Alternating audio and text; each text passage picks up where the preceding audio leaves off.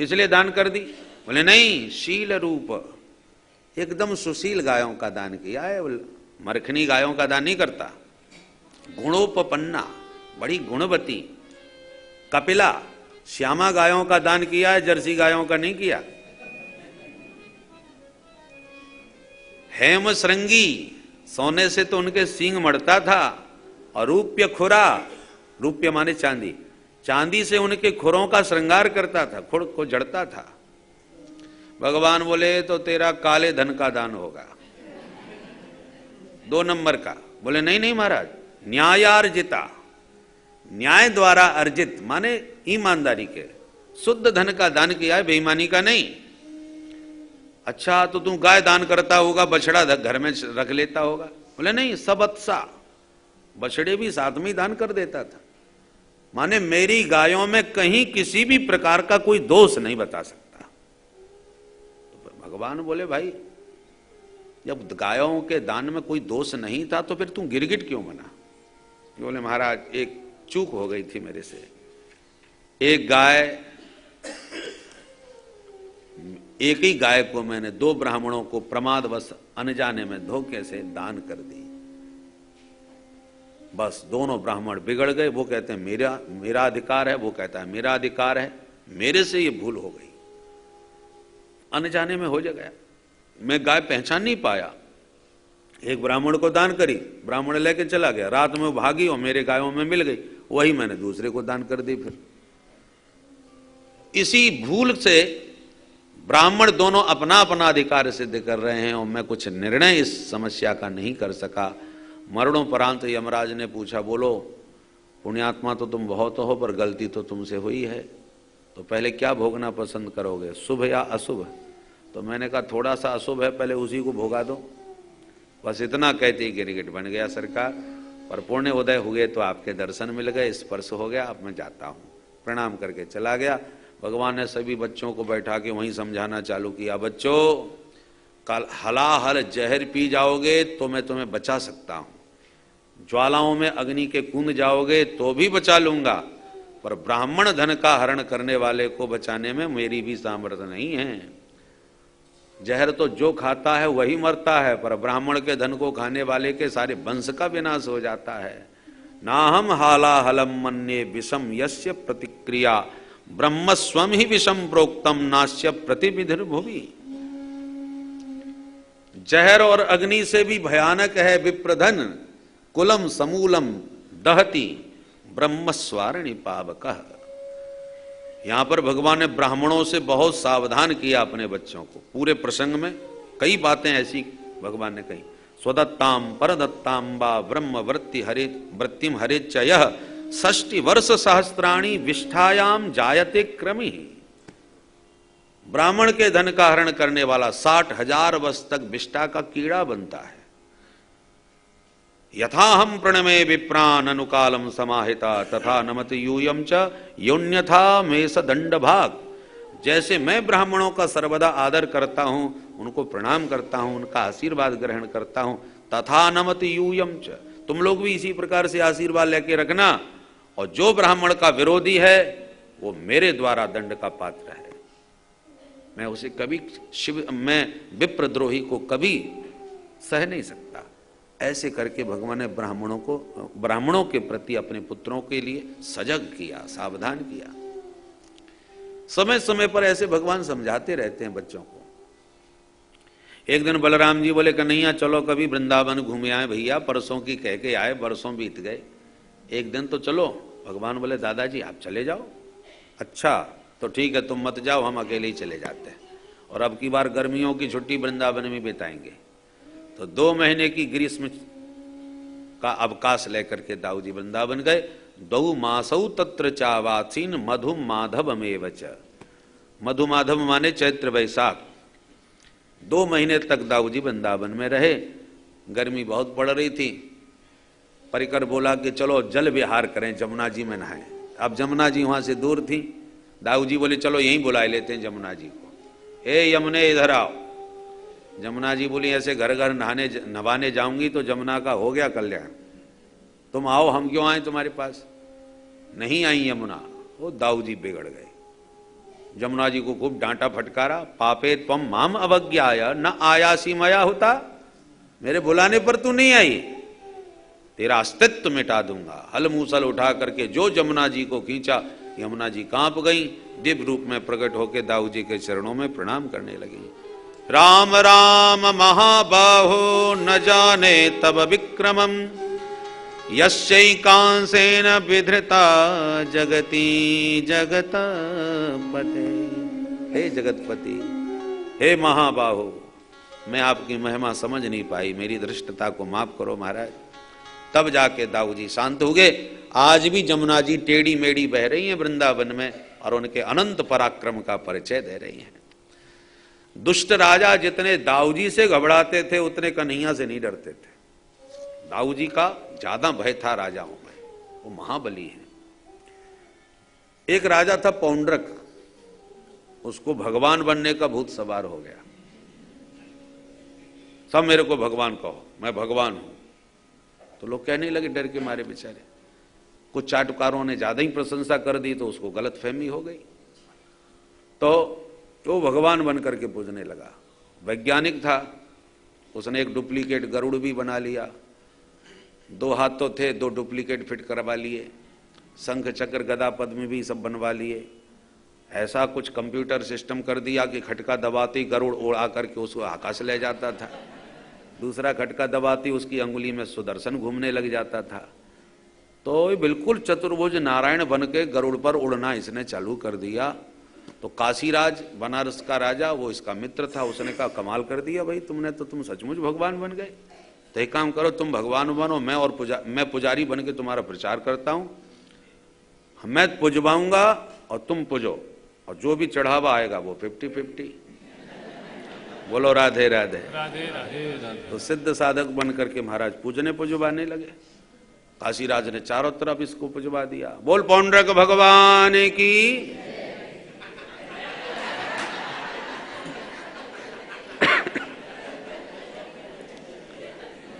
तो पौंड्रक की जय जयकार होने लगी। काशीराज बोला मित्र देखा, मैंने बड़े बड़े लोगों से जय जयकार करवा दिया, पर एक कसर है अभी तुम में। बोले अच्छा क्या कसर है भाई? बोले आजकल कृष्ण को भी लोग भगवान कहते हैं, ये बात हमको जचती नहीं, भगवान एक ही। अच्छा तो फिर क्या करें?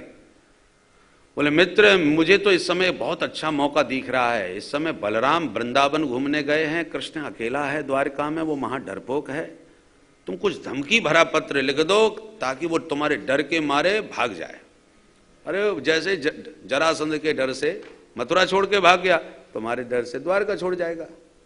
बस जहां वो तुम्हारे भय से भागा कि तुम्हारी चारों तरफ जय जयकार प्रतिष्ठित हो जाएगी, तुम पक्के भगवान बन जाओगे। अच्छा, मूर्ख और संघ तो दूसरे फूकने से बचते हैं। दिमाग में आ गई बात, लिख दिया धमकी भरा पत्र, भेज दिया एक दूत। दूत ने द्वारकानाथ को पत्र दिया। भगवान ने कहा उद्धव जरा पढ़ के सुनाओ क्या है। उद्धव जी ने पत्र पढ़ा तो खूब हंसने लगे। क्या हो गया भाई? बोले सरकार आप नकली निकल पड़े। मतलब? बोले असली भगवान तो अब पैदा हुए हैं, जो आपको पत्र में सावधान कर रहे हैं। क्या? वासुदेवो वतीर्णो हम एक एव न चापरः भूतानां अनुकंपार्थम त्वं तु मिथ्याभिधां त्यज। हे कृष्ण, व्यापक ब्रह्म वासुदेव का मुझ पौंड्रक के रूप में धरती पर अवतार हो चुका है। जीवों का कल्याण करने के लिए मैं आ चुका हूं। भूतानाम अनुकंपार्थम त्वं तु मिथ्या। कृष्ण तू झूठा भगवान है, इसलिए भगवान कहलाना बंद कर, द्वारका छोड़ के भाग जा, माफ कर दूंगा, अथवा मेरी शरण में आ जा, माम एकम शरणम ब्रज। धमकी भरा पत्र था वो तुम्हारा। भगवान को भी सुन के हंसी आई और उस दूत से बोले भैया अपने भगवान से कहना वो यहाँ आने का कष्ट न करें, हम सभी भक्त उनके दर्शन करने कल उन्हीं के घर आ रहे हैं। ठीक है महाराज। दूत तो चला गया, उसने पूरा प्रसंग सुना दिया कि वो ये कह रहे थे वो आपसे मिलने कल आएंगे। पौंड्रक घबरा गया, काशीराज से बोला क्यों रे तूने कहाँ फंसा दिया मेरे को? कह रहा था वो डरपोक है भग जाएगा। अरे वो भाग नहीं रहा, वो मेरे घर आ रहा है, अब मैं किधर जाऊं? अरे वो अपने क्षेत्र में भगवान बना था, मैं अपने क्षेत्र में भगवान था, कोई लड़ाई नहीं झगड़ा नहीं, तेरी वजह से सब गड़बड़ हो गया। काशीराज बोला तो इतना डरपोक क्यों है? अरे देखो भगवान बनना है तो थोड़ी बहुत तो रिस्क लेनी पड़ेगी ना, मैं भी तो तेरे साथ हूं, चिंता मत कर, देखेंगे। दूसरे दिन दल बल के साथ जब भगवान आए, काशीराज बोला मित्र वो आ गया, चल दिखा अपना जलवा। सुई खटका दबा के गरुड़ पर उड़ के सुदर्शन चक्र घुमाने लगा। देख देख के भगवान को बड़ी हंसी आवे, देखो तो इस पाखंडी को, सचमुच का भगवान बन के उड़ रहा है। भगवान बोले कुछ भी हो उद्धव, इसने मेरा कितना ध्यान चिंतन किया होगा, जो बिल्कुल ज्यों का त्यों मेरा रूप बना लिया। अब इसको मैं अपना असली रूप दिए ही देता हूं। तुरंत भगवान ने सुदर्शन से उसका वध किया और सारूप्य मुक्ति उसे प्रदान करी। जो काशीराज उसे भड़का रहा था उसका भी सिर काट के काशी में फेंक दिया। काशीराज का पुत्र सुदक्षिण,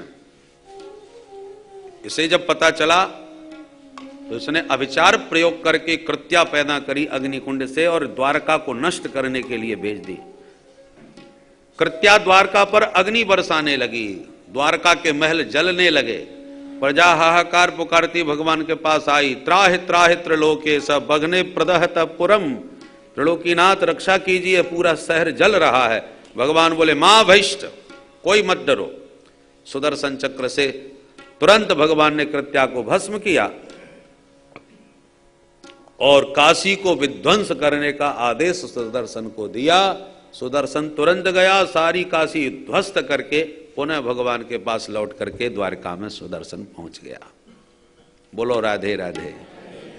इस प्रकार जितने दुष्ट राजा थे भगवान ने सबको चुन चुन करके समाप्त किया और पृथ्वी का भार उतारा।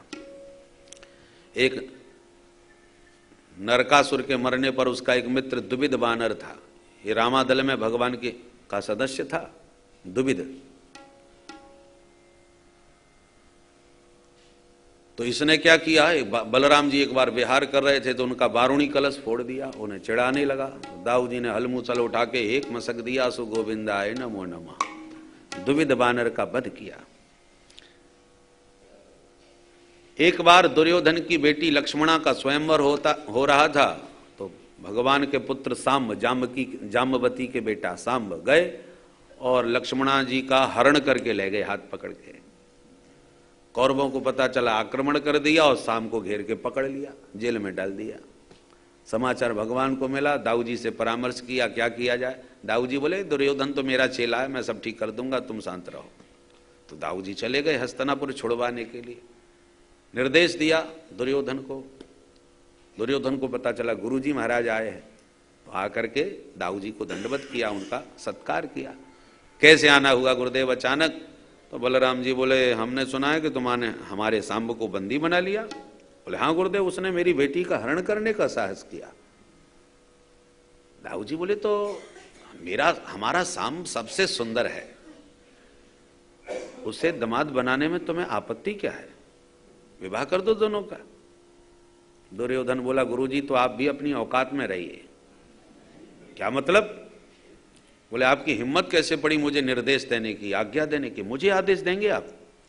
मैं हस्तिनापुर का युवराज, तुम कौन हो? राजा महाराज उग्रसेन हैं, आप तो कुछ भी नहीं हो, फिर किस हैसियत से मुझे आप निर्देश दे रहे हैं? आपने मुझे गदा युद्ध थोड़ा सिखा दिया, इसलिए मैं आपका गुरुतुल्य सम्मान करता हूं। इसका मतलब ये नहीं है कि आप जो भी हमें निर्देश देना चालू कर दें। किस हैसियत से आपने मुझे आज्ञा दी? पैर की जूती सिर पर बैठने का साहस करने लगी, ये शब्द कह दिया दुर्योधन ने। अब तो दाऊ जी का पारा गर्म हो गया। अरे दुष्ट कहीं के, एक तरफ हमको गुरुजी कह रहा है और दूसरी तरफ हमको पैर की जूती समझ रहा है। मैं क्या हूं अभी बताता हूं। दाऊ जी का पारा गर्म हो गया, उठाया हलमूसल और घुमा करके जब दाऊ जी ने हस्तिनापुर पे अपना हल पटका तो पूरी हस्तिनापुरी हिल गई, डमाडोल हो गई। हाहाकार मच गया पूरे कौरवों में, सबके सब दाऊ जी के चरणों में त्राहिमाम करके रक्षा की गुहार करने लगे। राम राम खिलाधार प्रभावम न विदामते, मूढ़ानाम न कुबुद्धीनाम छंतुमर्हस्यतिक्रमम। हम मूर्ख हैं, कुबुद्धि हैं, नालायक हैं, हम आपके प्रभाव को समझ नहीं पाए, हमको क्षमा करें महाराज।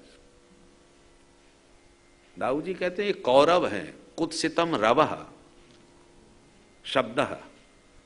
जो गीदड़ होते हैं ना उनको भी कौरव कहते हैं। रात में कभी रोते होगे सियार को, आपने सुना हो, बड़ा भयंकर आवाज करता है, विचित्र उनका शब्द होता है। वनांचलों में कभी उनकी आवाज काफी सुनने को मिलती है।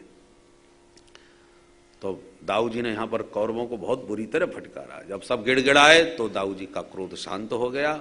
सुखदेव जी कहते हैं आज भी हस्तिनापुर गंगा जी की ओर झुकी हुई नगरी है। दाऊ जी ने अपने हल से पूरे गंगा में ही विसर्जित कर दिया होता हस्तिनापुर को, सबको स्मशान बना दिया होता। इतने पराक्रमी दाऊ जी हैं, सारी धरती उलट दी होती हस्तिनापुर की। दाऊ जी को तुरंत माफी मांग करके दुर्योधन ने अपनी बेटी और सांब दोनों को ला करके दाऊ जी को सौंपा, तब दाऊ जी शांत भये। ऐसे हुआ था सांब का विवाह लक्ष्मणा जी से। बोलो राधे राधे। एक दिन नारद जी ने सोचा कि प्रभु के इतने विवाह हो गए तो कैसे रहते होंगे अपने घर में, चलो एक बार गृहस्थ लीला का दर्शन तो करें। आए नारद जी, रुक्मिणी के भवन में गए तो भगवान ने रुक्मिणी के साथ स्वागत किया। आओ आओ नारद जी, बहुत ही दिनन कीन मुनि दाया। कैसे आना हुआ? बोले बस सरकार बस दर्शन की इच्छा हुई, चला आया, पर मैं आज जल्दी में हूं, बस दर्शन कर लिए, अब फिर कभी दर्शन करूंगा। भगवान बोले ऐसे कैसे चलते हो, कुछ आए हो तो कुछ पाके जाओ। बैठा के 2 लड्डू खिला के पानी पिला के प्रेम से विदा किए। बाहर निकल के नारद जी ने सोचा ये रुक्मिणी जी के महलों में बैठ के बातें कर रहे हैं, सत्यभामा जी के यहाँ चल के देखा जाए। जो सत्यभामा जी के यहाँ गए तो क्या वहाँ देखे भंडारा चल रहा है, बड़े बड़े विद्वान ब्राह्मण वेद मंत्र पढ़ करके भोग लगा रहे हैं और भगवान परोस के पवा रहे हैं। नारद जी को देखते ही बोले अरे आओ आओ नारद जी महाराज, बड़े ठीक मौके पर आए। महाराज भंडारा चल रहा है, प्रसाद पाना पड़ेगा, आप कब पधारे? अब नारद जी मुंह देखेंगे, अभी अभी तो 2 लड्डू खिला चुके हैं, अब कह रहे हैं कब पधारे? महाराज आज मैं बहुत जल्दी में हूं, शीघ्रता में हूं, मैं फिर कभी दर्शन करूंगा। भगवान बोले ऐसे कैसे, भंडारा छोड़ के जाओगे? कुछ ना कुछ तो पाना ही पड़ेगा। 2 लड्डू खिला के पानी पिला के विदा किया। नारद जी को लगा यहां तो भंडारा चलेगा तो निश्चित बहुत समय लगेगा, तब तक मैं कालिंदी के भवन में देखता हूं। दौड़ के कालिंदी जी के यहां गए तो भगवान बच्चों को गोद में लेके खिला रहे हैं। नारद जी को देखते बोले अरे आओ आओ गुरुदेव, पधारो पधारो, बच्चों महाराज जी को प्रणाम करो। और महाराज जी कब पधारे? अब नारद जी का फिर माथा घूम गया। महाराज मैं आज बहुत शीघ्रता में हूं, मैं फिर दर्शन करूंगा। भगवान बोले ऐसे कैसे, आप बिना कुछ पाए कैसे जा सकते हो? 2 लड्डू खिलाए, पानी पिलाए, फिर विदा किए। नारद जी को लगा अब घर में घुसना ही नहीं है। मित्रविंदा के भवन में जाके झांकने लगे क्या कर रहे हैं, तो क्या देखा भगवान का जल विहार चल रहा है। महल के भीतरी जलाशय में भगवान खूब जल क्रीड़ा कर रहे हैं। फिर अगले भवन में दौड़ के गए तो वहां देखे संध्या वंदन कर रहे हैं। अगले भवन में गए तो देखे बिटिया को विदा कर रहे हैं। अगले भवन में जाके देखा तो उद्धवादी मंत्रियों के साथ कुछ राजनीतिक चर्चाएं कर रहे हैं। 16,108 प्रत्येक भवन में गए और भगवान को प्रत्येक भवन में पृथक पृथक कार्य करते हुए पाया। नारद जी को तो चक्कर आ गया, हे भगवान इतने सारे काम एक साथ कर रहे हैं, चुपचाप चलो इसी में भलाई है। चुपचाप द्वारका का दर्शन करते हुए द्वारका की गलियों में घूमते सोचते सोचते जा रहे थे कि कमाल है, इतने काम एक साथ कर रहे हैं। सोचते जा रहे, चलते जा रहे, इतने में देखा कि कोई देवी जी आ रही हैं, बड़ा लंबा चौड़ा घूंघट लटका रखा है। नारद जी ध्यान से देख रहे थे कौन देवी हैं। जैसे ही निकट आए तो घूंघट उठाया और देखें तो द्वारकानाथ खड़े हैं। भगवान घूंघट उठा करके मुस्कुरा के बोले बाबा कहाँ घूम रहे हो? नारद जी चौंके, प्रभु ये आप क्या वेश बनाए हो? भगवान बोले कभी कभी प्रजा का निरीक्षण करने के लिए वेश बदल के निकल पड़ता हूं, तो वही निरीक्षण के लिए जा रहा था। और आप? नारद जी तो चरणों में गिर पड़े, बस करो महाराज, भीतर भी सब जगह घुसे बैठे हो, बाहर भी घूम रहे हो बहरूपिया बन करके। भगवान हंस करके बोले बेटा तेरे पिताजी भी 4 मुंह वाले चक्कर खा जाते हैं, तो तुम यदि चक्कर खा जाओ तो कौन आश्चर्य की बात। मुझे भी किसी भी काल में कर्म करने की आवश्यकता नहीं नारद, फिर भी मैं लोक शिक्षा के लिए कर्म करता हूं। यहां पर भगवान ने नारद जी को बेटा संबोधन किया। घबराए हुए नारद जी ने सब भगवान का ऐश्वर्य देख करके। पहले तो ब्रह्मन कहा, ब्रह्मन धर्मस्य वक्ताहम करता तदनुमोदता तच्छिष्यन लोकमिमं आस्थितः पुत्र माखेद। बेटा खेद न करो, मैं लोक शिक्षा के लिए ये सब कर्म कर रहा हूं, क्योंकि जैसा हम करते हैं वैसा ही हमारा अनुसरण किया जाता है। तो लोक शिक्षा के लिए ये मेरे कर्म हैं। भगवान की द्वारका की दिनचर्या बड़ी दिव्य थी। ब्राह्मे मुहूर्त उत्थाय वायुष्पस्पस्य माधव दध्यु प्रसन्न कर्ण आत्मानम तमसः परम। 70वें अध्याय में भगवान की संपूर्ण दिनचर्या का बड़ा विधिवत वर्णन है कि भगवान ब्रह्म मुहूर्त में जागते हैं, जल स्पर्श करके नेत्र प्रक्षालन करके फिर भगवान अपने आत्मस्वरूप का ध्यान करते हैं बैठ करके, और ध्यान करने के बाद फिर समस्त तीर्थों का आह्वान करके जल में फिर उस जल से स्नान करते हैं। स्नान करने के बाद 2 वस्त्र धारण करके प्रतिदिन भगवान संध्या वंदन करते हैं। अथाप्लुतोम्भस्य मले यथा विधि क्रिया कलापम परिधाय वाससी चकार संध्योपगमादि सत्तमो होता नलो ब्रह्म जजाप वाग्यतः। वाससी द्विवचन माने 2 वस्त्र धारण करके ही संध्या वंदन करना चाहिए, अधो वस्त्र और उत्तरीय। तो 2 वस्त्रों में संध्या वंदन करते थे और प्रतिदिन भगवान हुतानलह अग्निहोत्र किया करते थे और जाप करते थे, गायत्री जाप करते थे। भगवान कण्व शाखांतर्गत हैं, इसलिए भगवान का प्रतिदिन का नियम था अग्निहोत्र करना और गौदान करना, सूर्यार्घ आदि समस्त वैदिक कर्म का निर्वाह करते थे भगवान। और प्रतिदिन अनेक गायों का दान करते थे, ब्राह्मणों का पूजन करते थे। उसके बाद जितने भी परिवार में वयो वृद्ध हैं उनके कक्ष में जा करके सबका आशीर्वाद लेते थे, सभी को दंडवत करते थे। इन समस्त दैनिक कर्मों से निवृत्त होने के बाद फिर अपना श्रृंगार, अपने वस्त्रालंकार धारण करते थे। तब तक दारुक सारथी रथ तैयार करके ले आता था, हाथ पकड़ के रथ में बैठाता था। उसके बाद भगवान अपनी दिव्य सुधर्मा सभा में पधारते थे। ये भगवान की दैनिक दिनचर्या थी। तो एक बार भगवान अपनी सुधर्मा सभा में विराजे हुए थे कि दूत ने लाके पत्र दिया। भगवान बोले कहाँ से पधारे हो? बोले महाराज मगध देश से आया हूँ, जरासंध के जेल खाने में 20,800 राजा बंदी बने नारकीय जीवन जी रहे हैं, उनका उद्धार करो प्रभु। भगवान बोले जाओ उनको समझाओ, हम बहुत शीघ्र आ रहे हैं, उनका उद्धार करेंगे। दूत प्रसन्नता पूर्वक चला गया। इतने में नारद जी आए, उन्होंने भी पत्र दिया।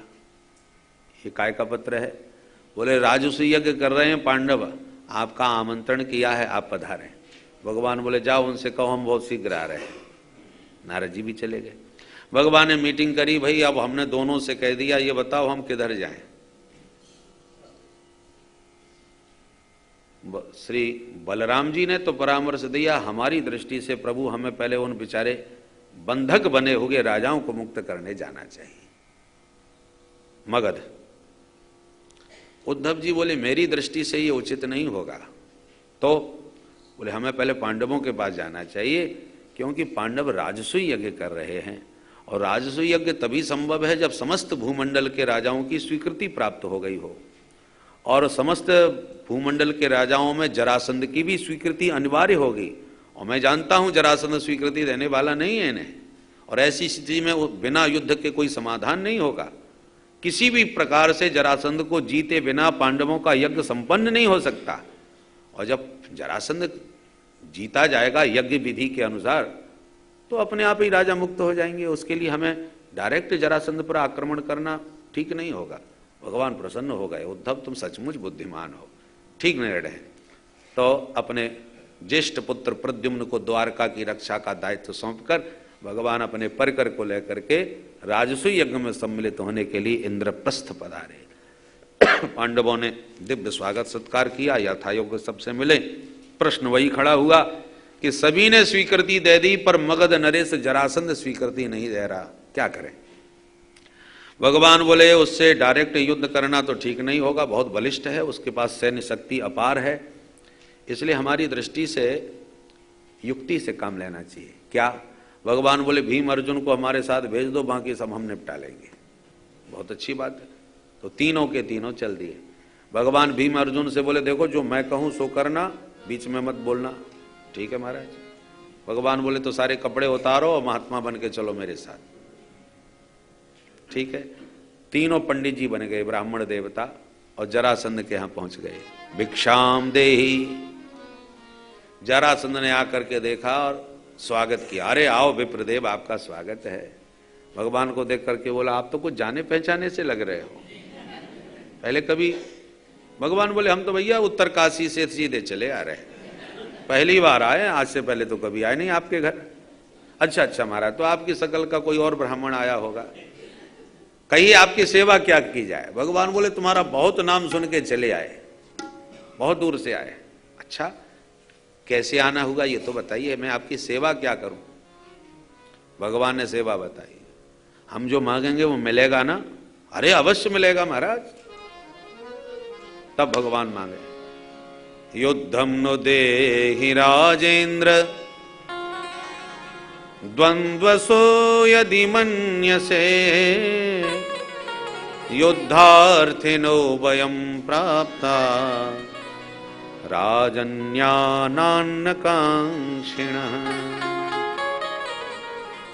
युद्धम नो देहि राजेंद्र। हे राजेंद्र, हे मगधेश, हम आपसे युद्ध की भिक्षा मांगते हैं। जरासंध तो आंखें फाड़ के देखने लगा, ऐसा पंडित पहली बार आया। युद्ध की भिक्षा। देखो, या तुम सचमुच युद्ध मांग रहे हो तो ब्राह्मण नहीं हो सकते। ब्राह्मणों का काम है खीर मालपुआ खाओ, रबड़ी छानो और जाओ। कि लड़ने भिड़ने का काम कब से सीख लिया? भगवान बोले राजन नान अन्य कांक्षिण, हमको भोजन भट्ट ब्राह्मण न समझो, हम तो हाथ करना भी जानते हैं, इसलिए आपसे युद्ध की भिक्षा मांग रहे हैं। जरासंध ने कहा युद्ध मांगोगे तो मैं डरता नहीं हूं युद्ध से, पर ठीक से अपना असली परिचय दो, तुम कौन हो? भगवान बोले हाँ अब परिचय दे देते। असौ ब्रकोदर है, ये हमारे ब्रकोदर भीम भैया है। जरासंध आंखें फाड़ के देखने लगा, ओहो गदा पानी भीम है ये। भीमसेन बेचारे मुंह लटकाए के खड़े हैं कि अच्छे बड़े पहलवान को बाबा जी बना दिया और कह दिया बोलना मत, तो कुछ बोल नहीं रहे बेचारे। जरासंध बोला अच्छा ठीक है, और ये? बोले तस्य भ्राता अर्जुनो ह्ययम्, इन्हीं के छोटे भैया ये गांडीवधारी अर्जुन है। ये अर्जुन है? सो अर्जुन भी मुंह लटका के रह गए। जरासंध बोला तू ज्यादा बकबक कर रहा है, तेरा नाम क्या है? भगवान बोले अनयो मातुलेयम माम, इन दोनों के मामा जी का लड़का हूं। जरासंध बोला तेरा कोई नाम नहीं है जो मैं पूरा हिसाब लगाता फिरूं मामा के लड़का का? अरे तेरा नाम तो कुछ होगा। भगवान बोले कृष्णम जानी है तेरी पुम, तो तुम्हारे पुराने दुश्मन वही द्वारकाधीश कृष्ण है। कृष्ण नाम सुन के उछल गया और फिर एकदम संभल के बोला अरे भगोड़े, भूल गया उस दिन कैसा भागा था और आज मेरे से लड़ने की बात करता है। तेरे जैसे डरपोक कायर से मैं कभी नहीं लड़ूंगा जो मथुरा छोड़ के समुद्र में घुसा बैठा है मेरे डर से। न त्वया भीरुणा योत से युद्ध विक्लव चेतसः मथुराम स्वप्रिम त्यक्त्वा समुद्रम शरणंगतः। तो जो मेरे डर से समुद्र में छुपा बैठा है मथुरा छोड़कर, उस डरपोक से क्या लड़ना? भगवान बोले कोई बात नहीं, हम फैल। अर्जुन ठीक है, अर्जुनो न भवेद योद्धा, ये डेढ़ हड्डी का क्या लड़ेगा मेरे से? तो भीम तो ठीक है, भीमस्तुल्य बलो मम, भीमसेन मेरे बराबर का है, बराबर से युद्ध करना चाहिए। भीमसेन की थोड़ी सी तारीफ कर दी तो भीमसेन अकड़ के खड़े हो गए, बारे हमारे सामने ये दोनों फैल। दो गदाएं ला करके जरासंध ने सामने रखी और एक एक दोनों ने उठा करके टूट पड़े अखाड़े में भयंकर युद्ध। चतस चट चटा शब्द, दोनों गदाएं टकराती हैं तो ऐसा चटचटा शब्द निकलता है कि चिंगारियां आगे की निकल पड़ती हैं। इतने भयंकर बराबर के योद्धा थे दोनों। सुबह से शाम तक युद्ध और सूर्यास्त होते युद्ध विराम, दोनों एक दूसरे के गले मिलते हैं, भीम और जरासंध। और जरासंध के अतिथि गृह में दिव्य उनका स्वागत होता है, और जहाँ जहाँ चोट लग जाए वहाँ मल्लम पट्टी भी होती है, सारी सेवा होती है, किसी भी प्रकार की कोई कमी नहीं। राज अतिथि बन करके विराजे हैं। दिन में तो एक दूसरे के काल बन करके एक दूसरे पर झपट पड़ते हैं, और रात में एक दूसरे के प्रशंसक बन के मित्रवत भाइयों की तरह रहते हैं। ये धर्म युद्ध है। 27 दिन बीत गए, कोई फैसला नहीं। पर 27वें दिन के युद्ध में भीमसेन की वो पिटाई भई कि नस नस ढीली हो गई। सूर्यास्त होने पर प्राण तो बचे। अब रात में सब खाए पी के तो तान दुपट्टा सोए गए।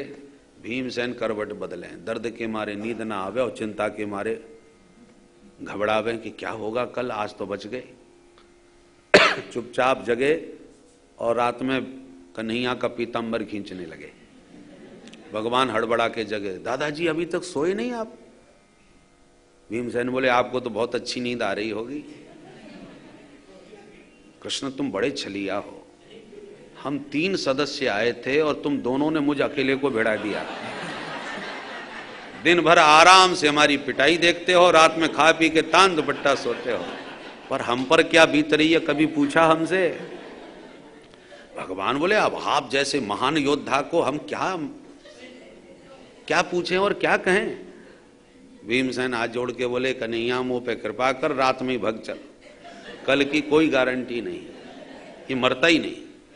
भगवान समझ गए अकल ठिकाने आ गई, तो भगवान ने तुरंत पूरे शरीर पर हाथ फेरा और सारी पीड़ा गायब कर दी, और बोले, दादाजी अब कल का युद्ध मेरे कहने से एक बार और कर लो। बोले, कन्हैया तू कहेगो तो चल अब कल और सही। परंतु दादाजी ने कहा, हमें भी देख लिया करो, तुम तो भिड़ ही जाते हो। हाँ हाँ बिल्कुल देखेंगे। भगवान कहते, मां मनुस्मर युद्ध च, युद्ध करो पर हमारा भी तो स्मरण रखो भाई। युद्ध में कूद पड़े 28वें दिन। जब भी कोई दाव मारते हैं तो भगवान की ओर निहारते हैं, ठीक लड़ रहा हूं महाराज।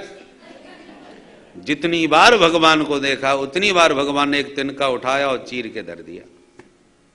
भीमसेन को कुछ संकेत मिला, और अब की बार जरासंध को पटका, दौड़ के उसका पैर दबा के दूसरे पैर को हाथ में पकड़ के जोर का झटका मारा, तो गुदतः पाटयामास शाखा मेव महागजः। जैसे गजराज वृक्ष की शाखा को चीर देता है, ऐसी जरासंध को बीच में से चीर करके 2 टुकड़ों में फेंक दिया, और अट्टहास करके गरजने लगे भीमसेन। थोड़ी देर में तो दोनों टुकड़े खड़े हो गए, फुदकते हुए आए और दोनों आपस में जुड़ गए, और गदा लेके खड़ा हो गया। जरासंध फिर जिंदा। चक्कर खा गए भीमसेन, हे भगवान ये तो मरा मराया फिर जिंदा हो गया। भगवान ने पुनः उसी विधि से फिर 2 टुकड़े करिए और चीर करके विपरीत दिशा में फेंका। भीमसेन समझ गए और दोबारा वही किया, उसी विधि से उसको चीर के फेंका, तो अब की बार जरासंध नहीं बच सका। इसका जन्म ही 2 भागों में हुआ था। महाभारत में इसका विस्तार से प्रसंग आता है। जरा नाम की राक्षसी ने उन दोनों टुकड़ों को जोड़ करके एक कर दिया था, इसलिए नाम ही इसका जरासंध पड़ा था। जरासंध के मरने पर मगध में हाहाकार मच गया, पर जरासंध का पुत्र सहदेव भगवान की शरण में आ गया। भगवान ने तत्काल उसे सहदेव को ही मगध नरेश घोषित किया, और उसके बंदी गृह में जाकर के समस्त राजाओं को मुक्त किया। सभी राजाओं ने भगवान को प्रणाम करके स्तुति करी। कृष्णाय वासुदेवाय हरये परमात्मने प्रणतक्लेशनाशाय गोविंदाय नमो नमः। हे कृष्ण, हे वासुदेव, हे हरि, हे परमात्मा, हे प्रणत जनों का क्लेश दूर करने वाले गोविंद, आपके चरणों में बारंबार प्रणाम। भगवान ने सभी राजाओं का क्षौर कर्म आदि किया और कहा, भाई आप लोग अब स्वतंत्र हैं, अपने अपने देश में जाइए और हमारे राजसूय यज्ञ में अवश्य इंद्रप्रस्थ आइए। सबका आमंत्रण किया। अब निर्विघ्न होकर के राजसूय यज्ञ का शुभारंभ हो गया धूमधाम के साथ। भगवान बोले, भाई बहुत विशाल यज्ञ हो रहा है, बड़े बड़े महात्मा सब आ रहे हैं। द्वैपायनो भरद्वाजः सुमंत्र गौतमो सितः वसिष्ठ शबनः कंडो मैत्रेयः कविशस्त्रिजा स्त्रितः, बड़े बड़े महात्मा सब आए। पूरे भूमंडल के समस्त राजा महाराजा, देश देशांतर के और सब बड़े बड़े महात्मा इकट्ठे हुए। बहुत विराट यज्ञ था। प्रश्न खड़ा हुआ, इस विराट यज्ञ में प्रथम पूजन किसका किया जाए? तो सहदेव ने खड़े होकर के परामर्श दिया, मेरी दृष्टि से भगवान द्वारकानाथ ही सर्वथा इसकी पात्रता रखते हैं। भीष्म बाबा ने अनुमोदन कर दिया कि उत्तम बात है। तो पांडवों ने प्रथम पूजन प्रभु का प्रारंभ कर दिया, पर देखते ही शिशुपाल के तन बदन में आग लग गई। ये वो ही हैं जिनकी बदौलत हम दूल्हा बन के गए और दुल्हन के डोले में चले आए। आज हमारा अवसर है, हम छोड़ेंगे नहीं। तुरंत खड़े होकर के गालियों की बौछार कर दी। ईशो दुरत्ययः काल इति सत्यवती श्रुति, वृद्धानामपि यद बुद्धिर बालवाक्यैर्विभेद्यते। शास्त्र बिल्कुल ठीक कहते हैं। श्रुतियों ने कहा है काल की गति बहुत बलवती होती है। बिल्कुल ठीक है। देखो तो जिसके खानदान का पता नहीं, गैया चराने वाला गंवार ग्वाला, और आज पूरे समाज में प्रथम पूजन का पात्र बनने जा रहा है। ये सहदेव अभी बच्चा है, इसकी बुद्धि है ही कितनी, और भीष्म भी बुढ़ा हो गया। और आप लोगों की बुद्धि सब कहां चली गई? एक तरफ से सबका अपमान करने लगा। तब तो सभी कौरव इसको दंड देने के लिए खड़े हो गए। जैसी शिशुपाल को मारने के लिए पांडव कौरव सब खड़े हुए, तो शिशुपाल के भी समर्थन में बहुत से लोग खड़े हो गए। प्रभु समझ गए ये तो विश्व युद्ध छिड़ने वाला है हमारी वजह से। भगवान ने तुरंत अपने पक्ष को शांत किया। पांडवों से कहा शांत रहो, हमारी बुआ का लड़का है, हम आपस में ही निपट लेंगे, आप लोग बीच में कोई मत पड़ो। दो पक्षीय वार्ता होने दो, तीसरे पक्ष की हमें जरूरत नहीं। बोलो राधे राधे। तो फिर शिशुपाल के भी समर्थक सब शांत हो गए और भगवान एक शब्द नहीं बोले, मौन खड़े रहे। शिशुपाल का दुस्साहस बढ़ गया, वो गाली पर गाली देता गया। भगवान खड़े खड़े लाइन खींचते गए पैर से। जो 100 गाली हुई, भगवान बोले सावधान, तुम्हारी मां हमारी बुआ लगती है शिशुपाल। हमने बुआ को वचन दिया था तेरे 100 अपराध क्षमा करूंगा, पर 101 पर नहीं छोड़ूंगा। अब तुम शांत हो जाओ। और ये कहां रुकने वाला था, फिर हो गया चालू। जहां 101 गाली हुई, शिरक्षुरांत चक्रेण जहारा पतितम रिपोह, एक क्षण में सुदर्शन चक्र से सिर काट दिया। प्रकाश पुंज इसके देह से निकला, जो भगवान के चरणों में विलीन हुआ। जितने भी इसके समर्थक दुष्ट राजा थे सब कांप गए। आप उसमें बोले गड़बड़ करेंगे तो यही हालत हो जाएगी, बोलो मत, फिर कभी देख लेंगे। सब मामला शांत हो गया। पर किसी ने भी किसी भी प्रकार का दुस्साहस करने का हिम्मत नहीं करी। एक दुष्ट को दंड देने से सभी उद्दंडों पर भगवान ने अंकुश लगा दिया और शिक्षा भी दी समाज को। शांति प्रियता होनी चाहिए, सहनशीलता होनी चाहिए, पर हमारी शांति प्रियता सहनशीलता को कोई कायरता समझने लगे तो अपने पराक्रम का भी समय पर परिचय देते रहना चाहिए। कहीं हमारी सहनशीलता को कायरता न समझा जाए। इसलिए भगवान ने पहले सहनशीलता का परिचय दिया, फिर अपने पराक्रम का भी परिचय दे दिया। सभी दुष्टों पर अंकुश अनायास ही लग गया। अब निर्विघ्न यज्ञ प्रारंभ हुआ। प्रश्न खड़ा हुआ, इतना बड़ा यज्ञ है भाई, काम बांट देना चाहिए। तो भगवान ने पात्रतानुसार सभी को कार्य विभाजित किए। भीमसेन से बोले तुम क्या करोगे? भीमसेन बोले चकाचक खाएंगे और खिलाएंगे, ये सेवा सबसे बढ़िया लगती है। तो भीमो महानसाध्यक्ष, भगवान ने भोजनाध्यक्ष भीमसेन को बना लिया। जो बढ़िया खाना जानता है वही बढ़िया खिलाना भी जानता है। और 2 पूड़ी खाने वाले को तुम परोसने भेज दो तो तीसरी पूड़ी पर 3 बार पूछेगा, भैया जी एक और चल जाएगी? अरे भी खाना प्रारंभ किया है और तूने पूछना चालू कर दिया। तो जो बढ़िया खाता है वही बढ़िया खिलाता भी है। तो भीम को भोजनाध्यक्ष बनाया भगवान ने। धनाध्यक्ष सुयोधन, दुर्योधन को कोषाध्यक्ष बनाया, खजांची। कर्णो दाने महामना, कर्ण को ब्राह्मणों को दान देने की सेवा सौंपी गई, क्योंकि परम दानी था कर्ण, महादानी था। भगवान ने पात्रता अनुसार सबको कार्य सौंपे। अंत में भगवान बोले हम भी कोई काम करेंगे, आप क्या करोगे?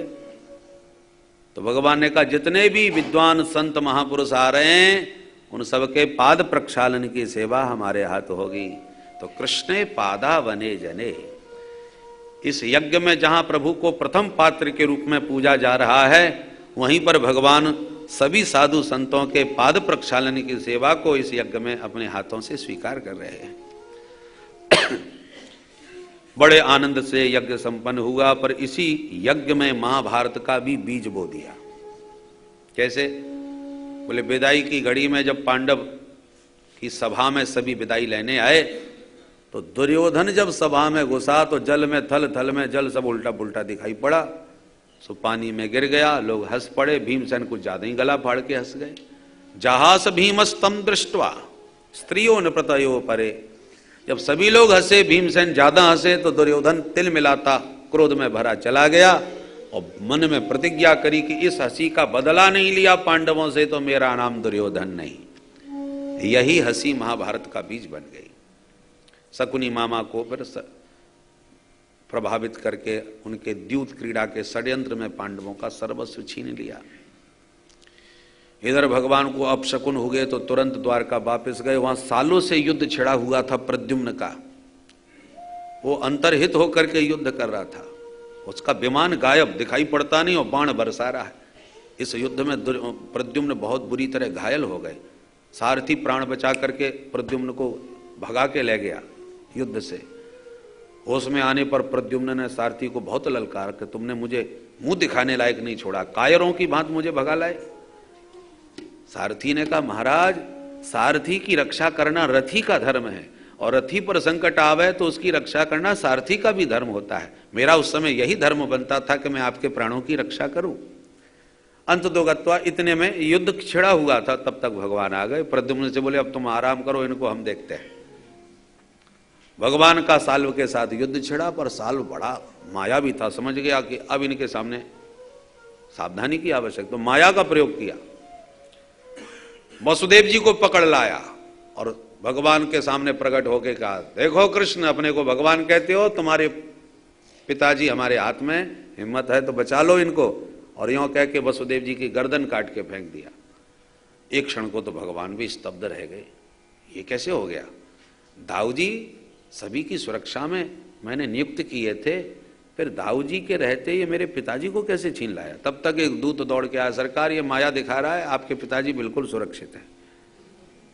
तब भगवान ने घुमा करके एक गदा मारी, उसका विमान जो अदृश्य घूम रहा था वो उसमें टकराई और धड़ामदी से चकनाचूर होके विमान नीचे गिरा, और सुदर्शन चक्र से तत्काल फिर साल्व का सिर काट के भगवान ने समुद्र में फेंक दिया। बोले द्वारिकाधीश। इसी प्रकार से दंत वक्र जो शिशुपाल का साथी था वह भी मारा गया, विदुरथ मारा गया। जितने भी दुष्ट राजा थे चुन चुन के भगवान ने सबको ठिकाने लगा दिए। महाभारत के युद्ध की जब बिल्कुल तैयारी हो गई तो भगवान के सामने बड़ी भारी समस्या आ गई कि दाऊ जी का पक्का चेला दुर्योधन, ये निश्चित दुर्योधन के पक्ष में जाएंगे, और दुर्योधन के पक्ष में खड़े हो गए दाऊ जी तो मेरे लिए बड़ी समस्या खड़ी हो जाएगी, क्या करूं? सोच रहे थे कि दाऊ जी आके बोले, कन्हैया, बोलो दाऊ भैया। बोले हमारा विचार है कुछ समय के लिए हम तीर्थ यात्रा करे आए। भगवान बोले वाह वाह, क्या सुंदर विचार है, कल जा रहे हो तो अभी चले जाओ, सुबह से शीघ्रम। दाऊ जी बोले अच्छा तो मैं चलता। दाऊ जी तुरंत चल दिए तीर्थ यात्रा के लिए। भगवान ने चैन की सांस ली। उधर तीर्थ यात्रा में सबसे पहले नैमिषारण्य पहुंच गए। नैमिषारण्य में सभी सौनकादि ऋषियों ने स्वागत किया दाऊ जी का, आइए आइए महाराज पधारिए। और सूत जी व्यास गद्दी पर बैठे थे, वो खड़े नहीं हुए। दाऊ जी का इसी में माथा गर्म हो गया, कुशा लेकर के फेंक के मारी, मात्र कुशा प्रहार से ही सूत जी की गर्दन कट के नीचे गिरी।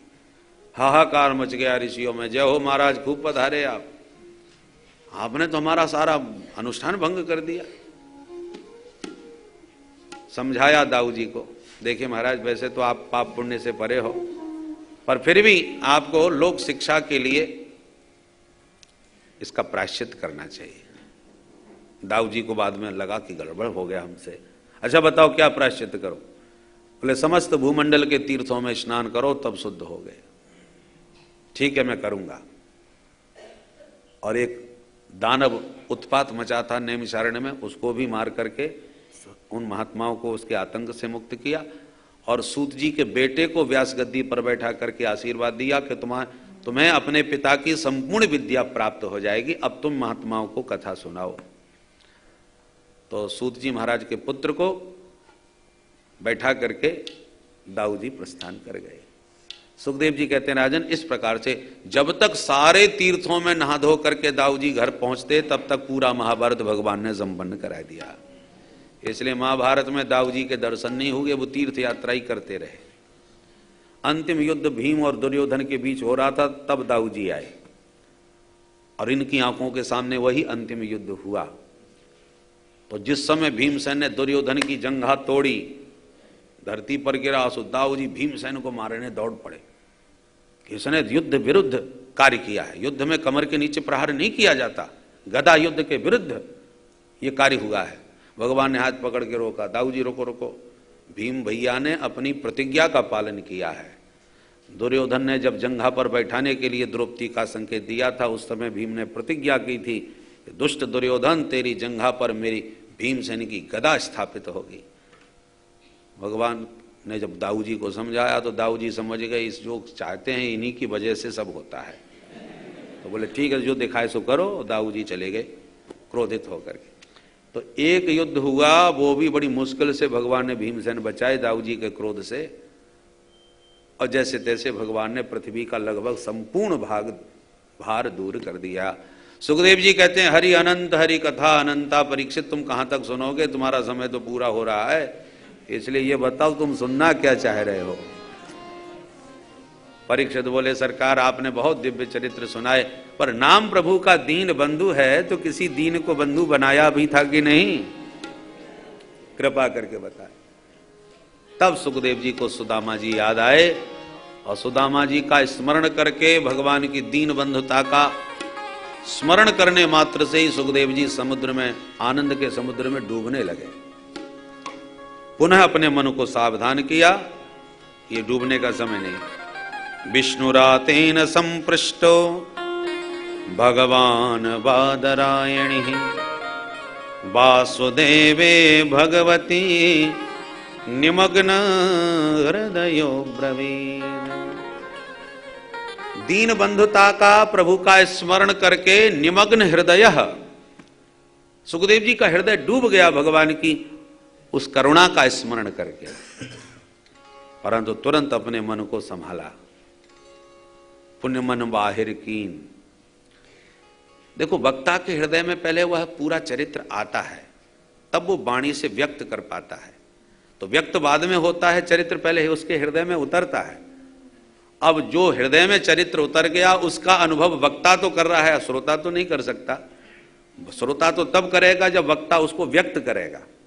तो पहले वक्ता के हृदय में जब चरित्र आता है और वो उसी का आनंद लेकर के भाव में यदि डूब जाएगा तो फिर व्यक्त नहीं कर सकता है। इसलिए वक्ता को अपना भाव संवरण करके बहुत सावधानी से रहना पड़ता है कि वो पूर्णतः न डूब जाए। इसलिए सुखदेव जी का हृदय डूब गया कृपा करुणा का स्मरण करके, परंतु निमग्न हृदयो ब्रवीत, फिर अपने मन को सावधान करके बोलना प्रारंभ किया और सुदामा जी का परिचय दिया। कौन है सुदामा? कृष्णस्यासीत् सखा कश्चित् ब्राह्मणो ब्रह्मवित्तमा विरक्त इंद्रियार्थेषु प्रशांतात्मा जितेंद्रियः। भगवान श्री कृष्ण के सखा ब्राह्मण देवता, पर सिर्फ जाति मात्र के ब्राह्मण नहीं है। ब्राह्मण कहने के साथ साथ कहा ब्राह्मणो ब्रह्मवित्तमः, ये ब्रह्मवेत्ता ब्राह्मण है, ब्रह्मज्ञानी ब्राह्मण है।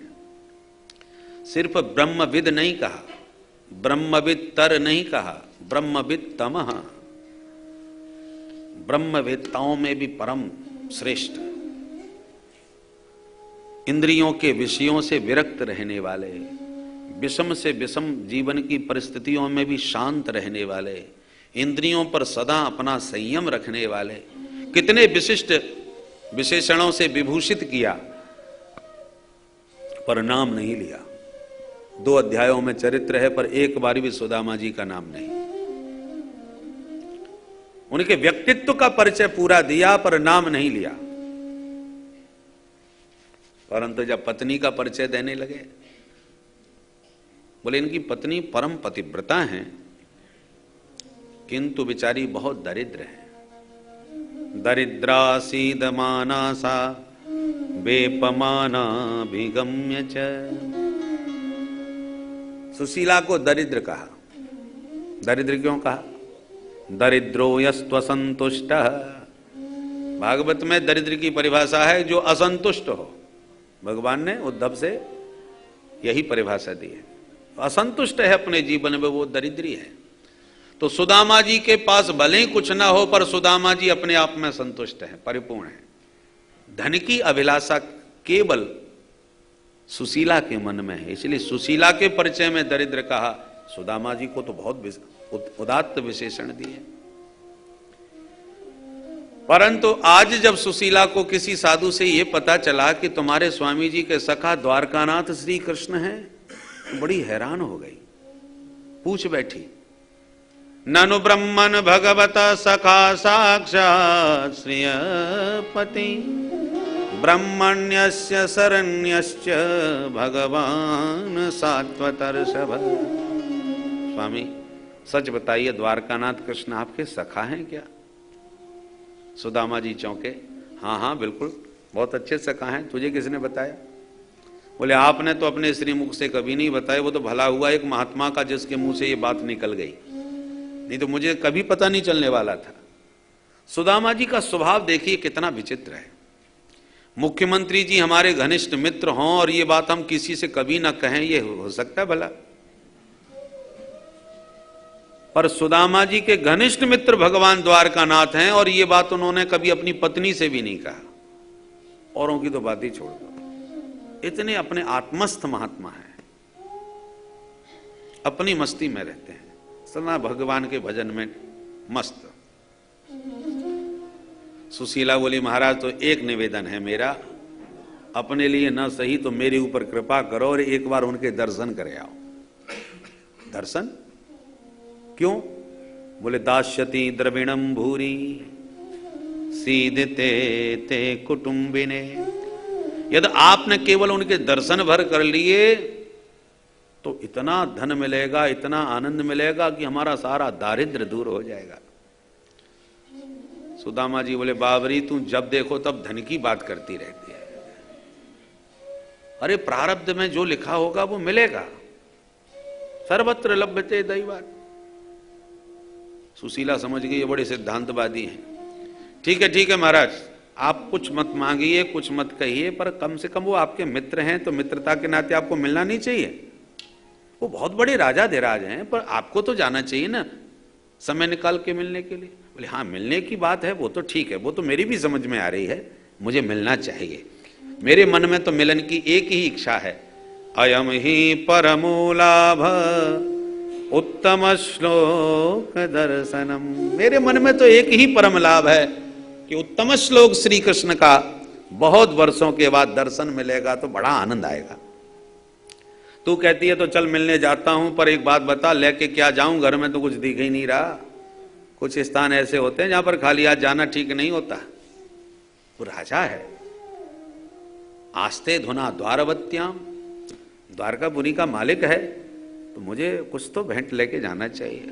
सुशीला बोली, मैं अभी व्यवस्था बनाती हूं। दौड़ के गई। याचित्वा चतुरो मुष्टीन विप्रान् पृथुक तंडुलान् चैलखंडेन तान् बद्ध्वा वर्त्रे प्रादादुपायनम्। 4 ब्राह्मणों के घर जाकर के एक एक मुट्ठी चावल मांग लाई। पूरे घर में इतना साबुत वस्त्र नहीं मिला जो 4 मुट्ठी चावल की पोटली बंध जाए। एक बहुत जीर्ण शीर्ण फटी पुरानी धोती थी, उसी को वस्त्र के नीचे वस्त्र के नीचे वस्त्र लगा के उसके सारे छिद्रों को छुपा करके चैल खंडेन तान बद्ध्वा, वस्त्रों के खंडों में उस 4 मुट्ठी चावल की पोटली बांधकर अपने स्वामी जी को प्रदान करी और एक प्रार्थना करी, महाराज उनसे मिलते समय एक छोटी सी मेरी भी बात कह देना। क्या? एक मास द्वय पाख में 2 एकादशी होए, सो प्रभु दीन दयाल ने नित्य प्रतिदीनी मोहे। हे दीनबंधु द्वारकानाथ, आपके सभी भक्त एकादशी का व्रत महीने में 2 बार करते हैं, पर मेरे ऊपर तो आपकी ऐसी कृपा है, सरकार के लगभग 12 मास एकादशी ही चलती है। बड़ी कृपा है आपकी, तो ये जरा मेरी तरफ से कह देना। हाँ हाँ कह दूंगा। सुदामा जी पोटली बगल में दबाए चल पड़े। चलते चलते बेचारे थक गए तो विश्राम किया। भगवान ने ऐसी लीला करी कि सुदामा जी को अपनी दिव्य द्वारका में ही पुकार दिया। निद्रा खुली तो अपने आप को द्वारका में पाया। सेवकों से पूछा, भैया यहां से द्वारका कितनी दूर होगी? महाराज द्वारका में ही तो खड़े हो आप, द्वारका में किसके पास जाना है? बोले भैया अपने कन्हैया के पास जा रहे हैं। बोले एड्रेस, अता पता, सेक्टर नंबर, मकान नंबर, मोहल्ले का नाम, कुछ अता पता बताओ। ऐसे कैसे कोई बताएगा? सुदामा जी बोले मुझे कछु ना है मालूम, इतना मालूम है वो यहाँ को बड़ो भारी राजा है। पूरा नाम है वाको श्री कृष्णचंद्र। जो कृष्णचंद्र नाम सुना राहगीर उछल पड़ा, ए बाबा पता है तुम किसका नाम ले रहे हो? वो यहाँ के सर्वेश्वर हैं, मालिक हैं। उनका नाम बहुत अदब के साथ, बहुत विशेषणों के साथ लिया जाता है। श्री श्री 1008 श्री महाराजाधिराज द्वारकानाथ श्री कृष्णचंद्र जी महाराज, ऐसे नाम लीजिए। सुदामा जी तो बहुत घबराए गए। आपको मतलब ये तो बहुत बड़ो है गए भैया, और हम तो बचपन में कनुआ कनुआ कहते थे। अच्छा भैया आप तो बताए दे वो तेरो महाराजाधिराज कहाँ मिलेगो? बोले बाबा ये ऊंचे ऊंचे जितने भी महल हैं सब उन्हीं के हैं, आप किसी से भी पूछ ले। साहस करके सुदामा जी रुक्मिणी के भवन में प्रवेश किया। भागवत के अनुसार तो बिना रोक टोक के सीधे अंतःपुर तक पहुंच गए, पर श्री नरोत्तम जी ने जो सुदामा चरित्र गाया है उसको साधु समाज विद्वानों ने सबको स्वीकार भी किया है, उस सुदामा चरित्र को। उनके अनुसार सुदामा जी को द्वारपालों ने रोका टोका, पूछा महाराज आप कहाँ से पधारे, कैसे आना हुआ? तो सुदामा जी बोले भैया तेरे महाराज से मिले हुए आए हैं, तूने एक खबर कर दे भीतर के तेरे बचपन के मित्र सुदामा मिले हुए क्यों आए हैं? आप हमारे महाराज के मित्र हो? अरे महाराज विराजो विराजो, अभी सूचना देते हैं। द्वारपाल दौड़ के गया, प्रभु को प्रणाम किया, बोला सरकार इस दास को सेवा करते बहुत वर्ष बीत गए, पर जैसा सखा आज आपका खड़ा है ऐसा मैंने कभी नहीं देखा। कौन है? बोले शीस पगान झगा तन में, प्रभु जाने को आहे बसे कहीं ग्रामा। धोती फटी सिलटी दुपटी, और पाए उपान की नहीं श्यामा। द्वार खड़ो तुझ दुर्बल देख, रहो चक सो वसुधा अभिरामा। पूछत दीन दयाल को धाम, बतावत आपनो नाम सुदामा। जो सुदामा नाम सुना द्वारकानाथ कूद पड़े और तुरंत सुदामा सुदामा कहते हुए मुख्य द्वार की ओर दौड़े। तो सारी सभा में हड़कंप मच गया, ये कौन आ गया भैया? हमारे सरकार स्वयं भागे भागे जा रहे हैं उसके स्वागत में। जो मुख्य द्वार पर खड़े मित्र सुदामा को देखा, लपक करके भगवान ने तुरंत उनको हृदय से लगा लिया। बोल दीन बंधु भगवान की। सुदामा जी के तो आनंद का ठिकाना नहीं रहा, दोनों एक दूसरे के कंठ लगे। इतना आनंद प्रभु को कि प्रभु के भी नेत्र सजल हो गए। सुदामा जी के तो आनंद का ठिकाना ही क्या, रोमांचित हो गए। हाथ पकड़ के भीतर लाए, निज सिंहासन पर बैठाए। रुक्मिणी आंखें फाड़ के देख रही थी, ये अवधूत कौन आ गया। तुरंत इशारा किया भगवान ने रुक्मिणी को, शीघ्र जाओ जल लाओ पाद प्रक्षालन हेतु। रुक्मिणी हड़बड़ा के भागी, समझ गई ये असाधारण कोई महापुरुष है, अन्यथा प्रभु मुझे कभी आदेश न देते। क्योंकि जो आदेश दास दासियों को दिया जाता है वो पट्ट महिषी को दिया गया है, इसका मतलब असाधारण महापुरुष है। भगवान सुदामा जी के स्वयं चरणों में विराजमान हो गए, दोनों चरणारविंद अपने गोद में रख करके पीतांबर से सनई सनई धूल झाड़ने लगे। तलवे पर हाथ जब फेरा तो अनगिनत कांटे चुभे हुए देखे, कई फफोले पड़े हुए देखे। कांटा निकालते हैं तो रक्त भी निकल पड़ता है। ऐसे रक्त रंजित सुदामा जी के पाद तल निहार कर जब तक रुक्मिणी पानी लाती तब तक प्रभु के नयनों से ही गंगा यमुना की धारा बह निकली और संपूर्ण उसी जलधारा से प्रभु ने सुदामा जी के चरणों का प्रक्षालन कर दिया। बोल दीन बंधु भगवान की जय। ऐसे बेहाल बेबाइन सो पग कंटक जाल लगे पुनि जोए, हाय महा दुख पायो सखा तुम आए इते न किते दिन खोए।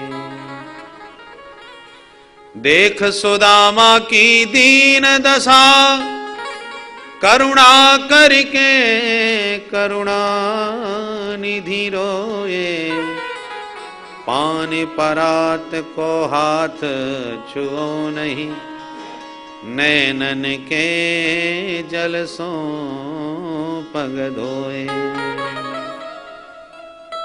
महामुनि सुखदेव जी भी कहते हैं, प्रीतो विमुंचयन बिंदून नेत्राभ्याम पुष्करेक्षण। विशाल कमल जैसे नयनों से नीर प्रवाहित हुआ। भगवान कहना चाहते हैं, मित्रवर तुम्हारे तपस्वी इन चरणों को मैं किस जल से धोऊं? सर्वश्रेष्ठ सर्वोत्कृष्ट जल गंगा जल कहलाता है, उससे दिव्य जल कोई नहीं। पर गंगा जल तो मेरे ही चरणों का धोवन विष्णुपदी गंगा है, मैं अपने चरणोदक से तुम्हारा चरण धोऊं ये उचित नहीं लगता, और उससे श्रेष्ठ जल संसार में कोई दूसरा दिखता नहीं। इसलिए नयनों से अलौकिक नीर बहाया और उस अलौकिक जल से सुदामा जी के चरण कमलों का प्रक्षालन किया। रुक्मिणी पानी लेके आई तब तक पानी का कार्य पूर्ण हो चुका था। हाथ में जल लिए रुक्मिणी खड़ी खड़ी हैरान देख रही हैं, मन में सोच रही हैं, किम अनेन कृतम पुण्यम अवधूतेन भिक्षुणा श्रियाहीनेन लोकेस्मिन् गर्हितेन धमेन च। किम अनेन कृतम पुण्यम, इस अवधूत ने अपने जीवन में कौन सा पुण्य किया होगा? देखने में तो भिक्षुक है, अकिंचन है, संसार की दृष्टि में तो गर्हित है। संसार के लोग दीनहीन पर कहां दृष्टि डालते हैं? पर एक तरफ तो जहां संसार की दृष्टि में एकदम गर्हित दीन मलिन है, दूसरी ओर इसका सौभाग्य देखो कितना अद्भुत है। बड़े बड़े अमलात्मा विमलात्मा जिन प्रभु के पदनख चंद्रिका के प्रकाश का ध्यान करके धन्य हो जाते हैं, वो मेरे प्रभु इसके पाद पद्मों का प्रक्षालन अपने नेत्र जल से कर रहे हैं, इससे बड़ा भाग्यशाली कौन होगा? रुक्मिणी मन ही मन सराहना कर रही है। पर प्रभु को लगा मेरा मित्र मेरे वैभव ऐश्वर्य का दर्शन करके कुछ सहमा हुआ है, मन की बात कह नहीं पा रहा, तो हाथ पकड़ के भगवान अंतःपुर में ले गए और चरणोदक रुक्मिणी को दे के कहा, देवी इस पावन पवित्र जल से मेरे भवन को पवित्र कर दो। तो चरणोदक लेकर के रुक्मिणी भीतर गई और भगवान हाथ पकड़ के अंतःपुर में सुदामा जी को ले जा करके स्नान कराए, वस्त्रालंकार धारण कराए, विविध व्यंजनों का भोजन पवाए, निज कक्ष की निज सैया पर ले जा करके विश्राम कराए। हाथी के दांत से बना हुआ दिव्य पलंग, दूध के झाग के समान शुभ्र स्वच्छ सुकोमल सैया पर शयन कराया सुदामा जी महाराज को। सुदामा जी लेटे तो ऐसा लगा जैसे शीर सिंधु में अवगाहन कर रहे हो। भगवान स्वयं चरण दबाने के लिए सेवा में संलग्न हो गए। रुक्मिणी जी ने देखा, ओ हो मेरे स्वामी चरण सेवा कर रहे हैं तो मैं भी तो कुछ सेवा करूं। हाथ का पंखा लेके आई और एक और खड़ी होकर के रुक्मिणी सनई सनई हवा करने लगी। देवी परियचरत साक्षात चामर व्यजनेन वै। भगवती लक्ष्मी साक्षात व्यजन कर रही हैं, पंखा कर रही हैं। लक्ष्मीपति साक्षात चरण सेवा में संलग्न हैं। कौन कहेगा सुदामा दरिद्र है? लक्ष्मी जिसके सामने दासी बनी खड़ी हो, जिस लक्ष्मी की कृपा कटाक्ष को बड़े बड़े देव तरसते हैं, लक्ष्मी जिस पर कृपा कर दे वो निहाल हो जाए, जिससे लक्ष्मी की दृष्टि हट जाए वो बेहाल हो जाए। ऐसी लक्ष्मी स्वयं दासी की बांध सेवा में है, लक्ष्मीपति सेवा में है। आज समस्त संसार सुदामा के सौभाग्य की सराहना किया। चरण दबाते दबाते प्रभु ने देखा इतनी देर हो गई फिर भी मेरा मित्र कुछ बोल नहीं रहा। तो भगवान ने ही छेड़ा। अपि ब्रह्मन् गुरुकुलात् भवता लब्ध दक्षिणात् समावृत्तेन धर्मज्ञ भार्योढ़ा सद्रसी नवा। मित्र, बहुत वर्षों के बाद आपके दर्शन मिले। अब तक आपका विवाह तो हो ही गया होगा। भार्योढ़ा सद्रसी नवा, तुम्हें तुम्हारे स्वभावानुकूल कोई भार्या मिली? इस प्रश्न पर थोड़ी सी मुस्कुराहट सुदामा जी के मुख पर आई और आंखों ही आंखों में इशारे में बोले, भैया कन्हैया या के अलावा और कोई बात पूछवे की ना मिली? मेरे विवाह की बड़ी चिंता है भैया। भगवान बोले, मित्र बचपन से ही बैरागियों की बातें बहुत करते थे तो मुझे संदेह है कहीं विरक्त ही तो नहीं हो गए। सुदामा जी बोले, ना भैया विवाह है गयो। तेरी भाभी को नाम सुशीला, जैसोई नाम वैसोई काम। ब्राह्मणी बहुत सीधी है, जीवन की गाड़ी आनंद से चल रही। कन्हैया विवाह तो अब तक 13 भी है गयो होगो। भगवान बोले, मित्र अब मेरी मत पूछो। क्यों? बोले पूछना क्या, जब आए हो तो मिलवा देंगे। हाँ भैया लाला सबसे मिलेंगे। भगवान बोले, पहले ये बताओ तुमने विवाह किया और हमें खबर तक ना पहुंचाई, सूचना तक नहीं दी विवाह की। सुदामा जी बोले, रहने दे भैया, तो बुलावो, कोई हंसी खेल है। आज हम जाने कैसे कैसे बड़ी मुश्किल से तेरे दर्शन मिले हैं। भगवान बोले, रहने दो, अब जो बात है गई सो है गई, पर ये बताओ भाभी जी से कबू मेरे बारे में चर्चा करी? सुदामा जी बोले, सच्ची बोलूं तेरी भाभी नहीं भेजो है तेरे पास। भाकू जब खबर मिली कि हमारी तुम्हारी बड़ी मित्रता है तो मोती बोली एक बार मिले आओ, तो मेरे मन में भी मिलन की इच्छा थी। जब ब्राह्मणी बोली तो मैं तुरंत उठ के चल दी हो। भगवान बोले, तो भाभी जी के भेजबे से आए हो, नहीं तो आप कबू ना आवे बारे। पर भाभी जी ने भेजा है तो मेरे लिए कुछ न कुछ तो अवश्य भेजा होगा। अब सुदामा जी घबराए। इतना बड़ा राजाधिराज, इतना दिव्य ऐश्वर्य, और मेरे घर में वो 4 जगह के अलग अलग टूटे फूटे चावल भी अलग अलग प्रकार के होते हैं, और जो मांगे भाई चावल हैं वो मिक्स होते हैं, अलग समझ में आ जाते हैं। तो हम पकड़े जाएंगे, घर की स्थिति समझ में आएगी। और फटे पुराने कपड़े में, कपड़े भी तो ठीक नहीं है, क्या करूं? उस बगल में पुटरिया और जोड़ से छुपा ली। हाथ जोड़ के बोले, कन्हैया भैया हम पे का धरो, कहा ला सके? भगवान बोले, ऐसी बातें मत करो, लाए हो तो दो, नहीं लाए तो कोई बात नहीं। भगवान बोले, हो सुदामा जी बोले, हम कह तो रहे भैया हम कछू ना लाए। भगवान बोले, नहीं लाए तो जाने दो, पर एक बात बताओ मित्र, मुझे ऐसा लग रहा है कि तुम्हारी आदतें अभी भी जैसी की तैसी है। मतलब? भगवान बोले, गुरुकुल की बातें याद हैं कि सब भूल गए? सुदामा जी बोले, गुरुकुल के प्रसंग कहीं भुलाए जा सकें? एक एक बात आज तक मोको याद है। भगवान बोले, मित्र तो वो दिन याद है जब एक बार समिधा लेने गए थे हम दोनों भाई? हाँ कन्हैया याद आई। उस दिन भैया कितना भयंकर पानी बरसो जंगल में, पूरा जंगल पानी से लबालब भर गए और हम लोग रास्ता भटक गए, हाथ में हाथ पकड़े कहाँ कहाँ भटके फिरे। एक वृक्ष के ऊपर बैठ के रात काटनी पड़ी जब रास्ता समझ में ना आई। वो अंधियारी रात, वयं भ्रशं तत्र महानिलाम्बुभिर् निहन्यमाना मुहुरम्बु संप्लवे दिशो विदन्तोऽथ परस्परं वने गृहीत हस्ता परिबभ्रिमातुरा। पूरी रात हम लोग भटके कन्हैया, वो भयानक रात में कभी न भूल सकूं। भगवान बोले बरसात में सर्दी के मारे रात भर तुम्हारे दांत भी तो कितनी जोर से कटकटा रहे थे। सुदामा जी समझ गई ये तो कुछ और पोल पट्टी खोलवे वाले हैं, तुरंत प्रसंग बदल दिया। कन्हैया तू उन बातन को छोड़, पर ये बता गुरुदेव हमारे कितना प्रेम करते थे। जब नहीं पहुंचे तो गुरुजी भी रात भर सो नहीं पाए चिंता के मारे, और सवेरे जब हम दोनों की हालत गुरुदेव ने देखी तो कितना हृदय से लगा करके स्नेह दिया। अहो हे पुत्र कायूयम अस्मदर्थे दुखिता। बच्चों मेरे कारण तुमने रात भर आज बहुत कष्ट उठाया, तुम्हारी गुरु भक्ति और सेवा परायणता से हम बहुत प्रसन्न हैं। बच्चों तुष्टो हम भो दुजश्रेष्ठा सत्याः संतु मनोरथा। बच्चों तुम्हारे सकल मनोरथ सिद्ध हो, मेरा आशीर्वाद है। इस प्रकार से गुरुदेव ने खूब उदारता से हमको आशीर्वाद दिया था। भगवान बोले मित्रवर तुम्हें तो एक एक बात याद है, तो सच बताओ भाभी जी ने कुछ नहीं भेजा? सुदामा जी बोले तुम घुमा फिरा के फिर भाभी जी पे आ गए। अरे भैया बना कर तो दई तोते। भगवान बोले मित्रवन मुझे ऐसा लग रहा है कि तुम मेरा स्वभाव भूल गए।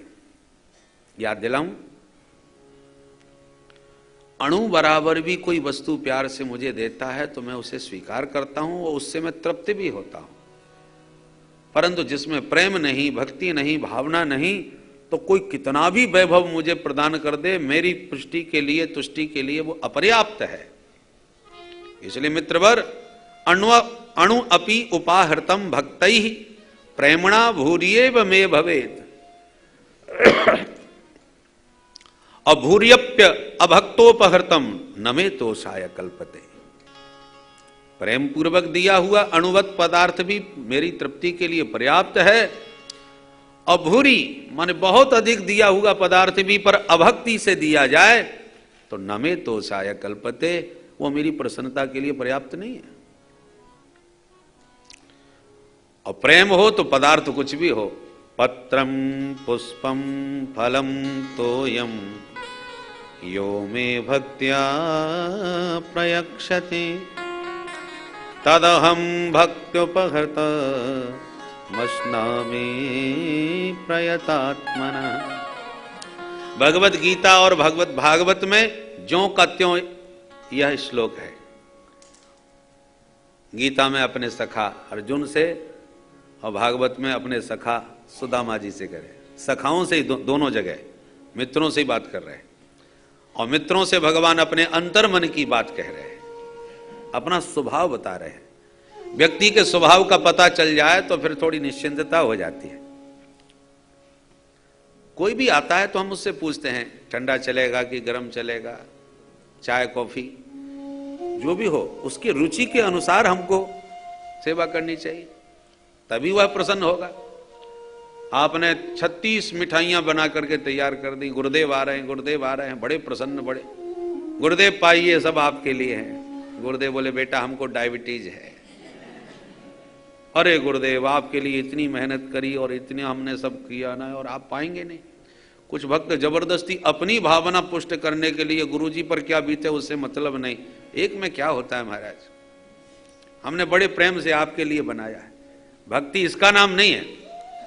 सेवा का मतलब है स्वामी की प्रसन्नता का ध्यान रखना। अपनी प्रसन्नता के लिए स्वामी जी को कुछ भी हो जाए, ये भावना नहीं है, ये भक्ति नहीं। इनको प्रसन्नता कैसे प्राप्त हो? भगवान अपना स्वभाव बतला रहे हैं कि पदार्थों के नाम पर पत्रम, एक पत्ता मेरे लिए पर्याप्त है। पत्राणी नहीं कहा। बहुवचन का यदि प्रयोग करते तो प्रश्न खड़ा होता 108 पत्ते चढ़ाना चाहिए कि 51 के 21। झगड़ा नहीं, पत्रम एक वचन है और एक वचन के द्वारा स्पष्ट कर रहे हैं कि एक पत्ते की आवश्यकता है, हजारों की जरूरत नहीं। अच्छा कौन सा पत्ता पसंद है? तुलसी पत्रम गोविंद को बहुत प्रिय है तुलसी पत्र, पर तुलसी नाम नहीं लिया। क्यों? बोले किसी भक्त को तुलसी पत्र कहीं उपलब्ध हुआ, कहीं नहीं हुआ, तो तुलसी का ही पत्ता बेचारा वो कहां ढूंढता फिर है, इसलिए बिना किसी पत्ते का नाम लिए सिर्फ पत्रम कहा। पत्रम। और अधिक श्रद्धा बने तो पुष्पम। पुष्पम में भी नाम नहीं है, गुलाब, गेंदा, चंपा, चमेली, कमल का आदि कोई नाम नहीं, सिर्फ एक फूल चढ़ा दो।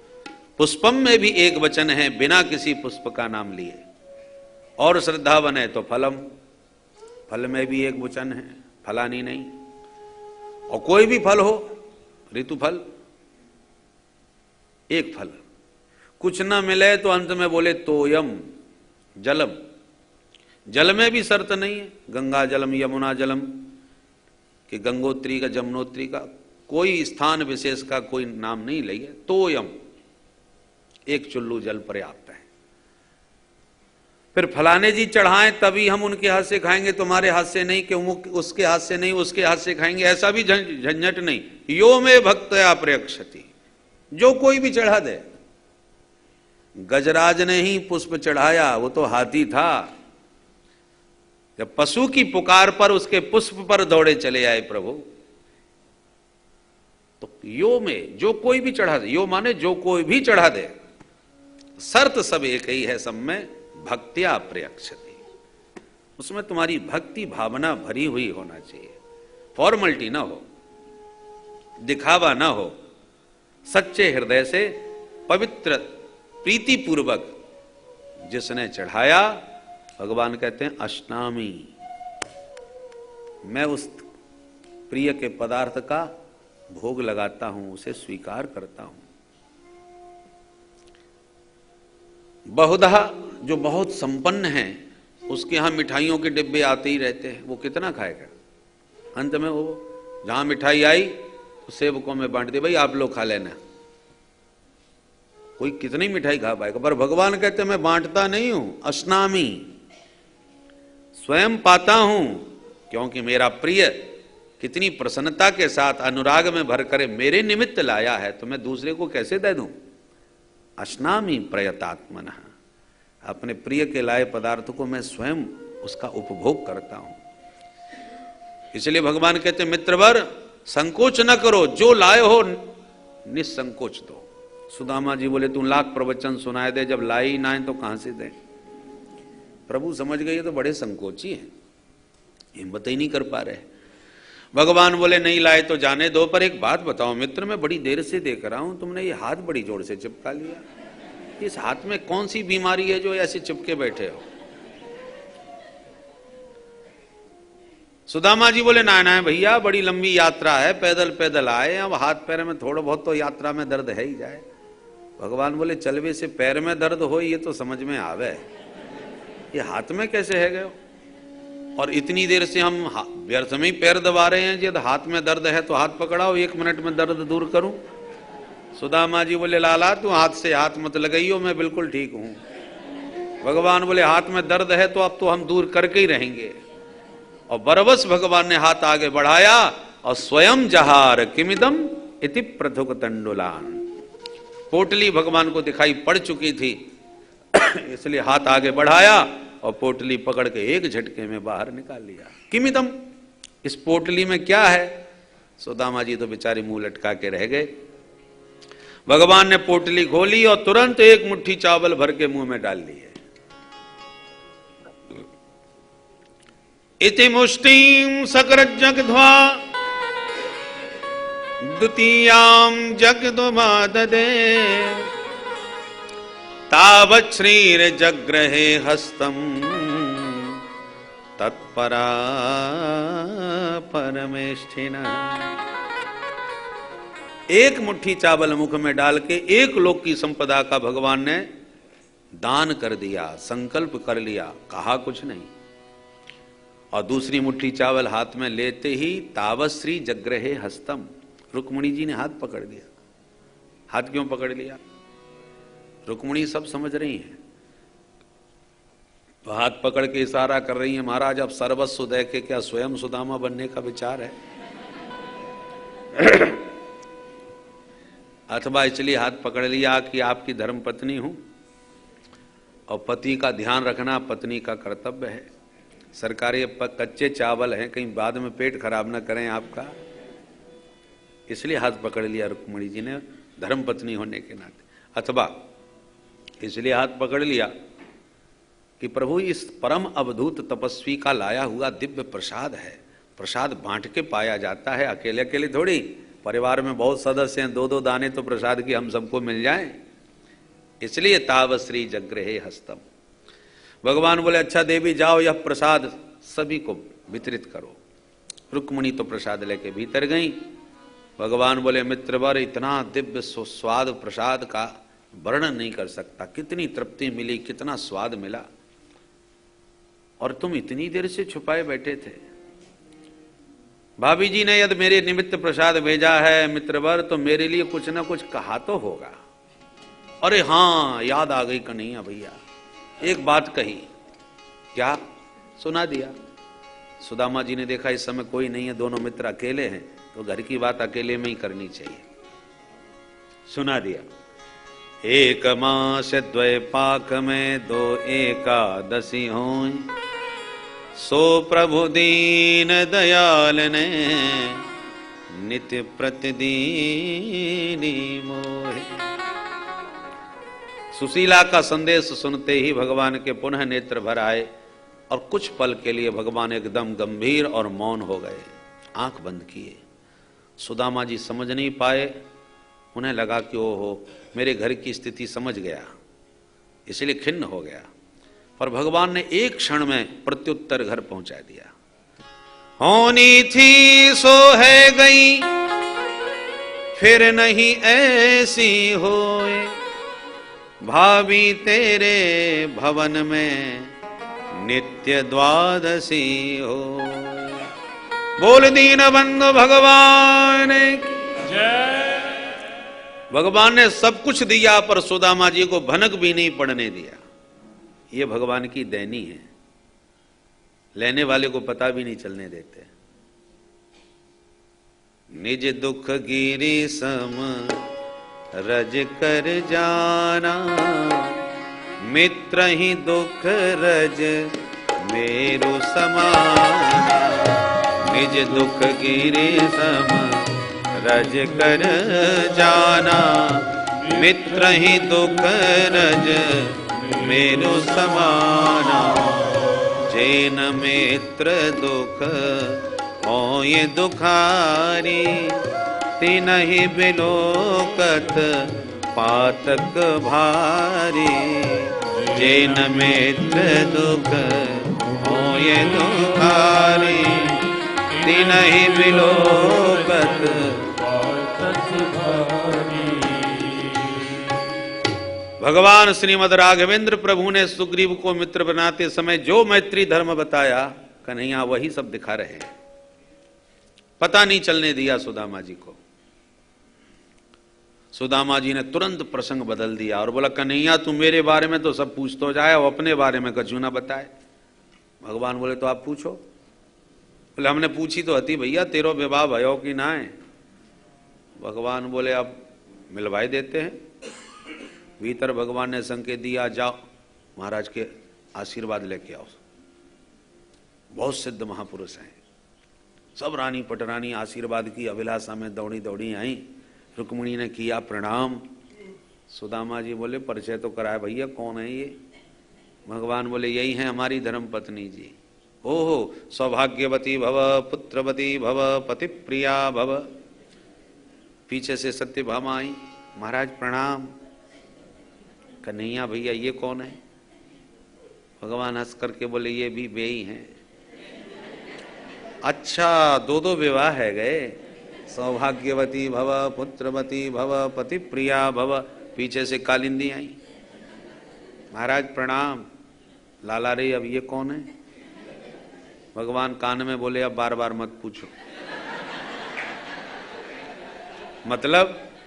मतलब सीधा यही है कि या समय जो भी प्रणाम करें समझ लो सब वे ही हैं। अच्छा भैया तो 10-50 हैं का? भगवान बोले अब बता दे, मैंने एक संकोच लगे, जितनी है सब सामने आ रही हैं, आशीर्वाद दो गिनते जाओ। और सुदामा जी तो बाबरे हो गए, सौभाग्यवती भव पुत्रवती भव पति प्रिया भव। कहते कहते सौभाग्यवती भव कहना भारी पड़ गया, संक्षेप में ही बेचारे भव भव भव भव गिनते गिनते खोपड़ी घूम गई। आशीर्वाद देते देते हाथ दुखन लगे।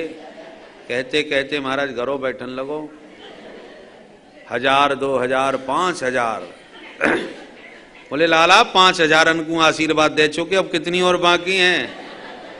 भगवान बोले अब तो आधी भी नहीं भाई।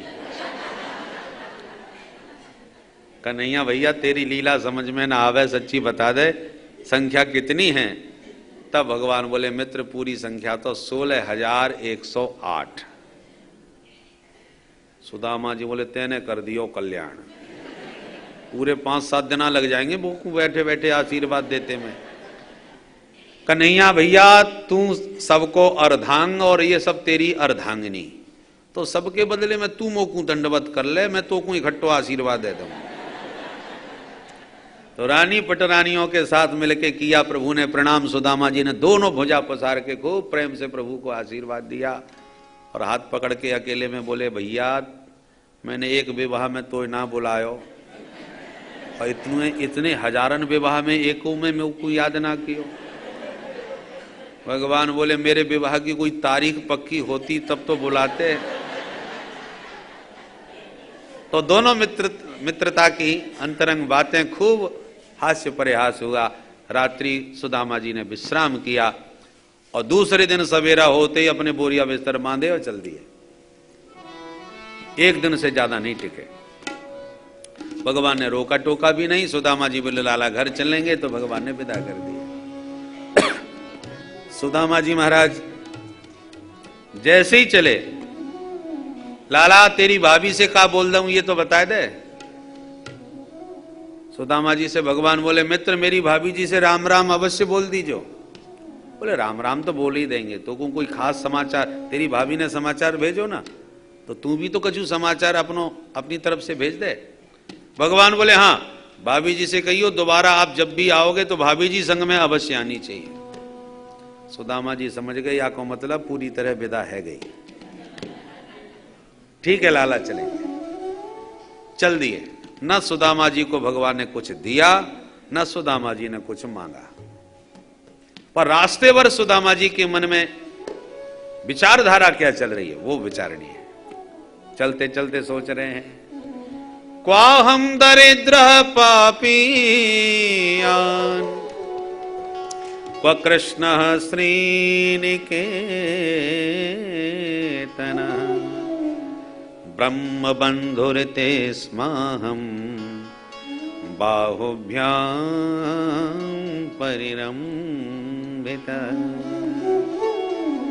कहां मेरे जैसा दीनहीन महादरिद्र व्यक्ति और कहां साक्षात लक्ष्मी का पति द्वारकानाथ कृष्ण। कैसा अद्भुत उसका वैभव था, पर मेरा नाम सुनते ही कैसा दौड़ा भागा आया। बाहुभ्याम परिरंभित, भुजा पास में मेरा आश्लेष करके कैसा हृदय से लगाया उसने। इससे ज्यादा संपत्ति और क्या चाहिए मुझे। मैं ये भी भली भांति जान गया कि उसने मुझे धन क्यों नहीं दिया। दरिद्र व्यक्ति को एक साथ संपत्ति दे दी जाए तो निश्चित उसकी बुद्धि खराब हो जाएगी। सबसे ज्यादा बुद्धि प्रभावित धन से ही होती है। जितने जीवन में दुर्गुण आते हैं उसमें भी कहीं ना कहीं मूल कारण धन होता है। भिक्षु गीत में वर्णन है एते पंचदशा अनर्था, धन में 15 अनर्थ करने की सामर्थ्य है। 15 दोष होते हैं, वो एक एक करके गिनाए। प्रभु ने इन्हीं सब दोषों से दूर रख के मेरी बुद्धि शुद्ध बनाए रखने के लिए धन से मुझे दूर रखा। अधनोयम धनम प्राप्य माद्यनुस्मैर्न मां स्मरेत इति कारुणिको नूनम धनम मे भूरि न ददात। धन इसलिए नहीं दिया कि माम न स्मरेत। धन की गर्मी में फिर ये मुझे बिल्कुल भूल जाएगा, तो सदा मेरा स्मरण बना के रहे, इसलिए धन से मुझे दूर रखा। मेरे कृष्ण सचमुच बड़े दयालु हैं। ऐसी दिव्य भावना के साथ सुदामा जी सोचते विचारते घर आए, और जो घर पहुंचे तो जहां झोंपड़ी छोड़ के गए तो वहां इतना विशाल भव्य भवन कि भौचक्के रह गए, घबरा गए। लगता है कि काऊ राजा को हमारी जगह पसंद आए गई, सो झोंपड़ी तोड़वा के फिकवाए दी, ब्राह्मणी को भगाए दियो और अपनो महल बनाए लियो। चलो झोंपड़ी गई तो कोई बात नहीं, झोंपड़ी तो हम चाहे जहाँ बनाए लेंगे अपनी, पर ब्राह्मणी कितकू चली गई।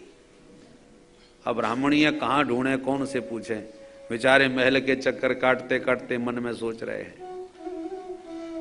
सुदामा मंदिर देख डरे, सुदामा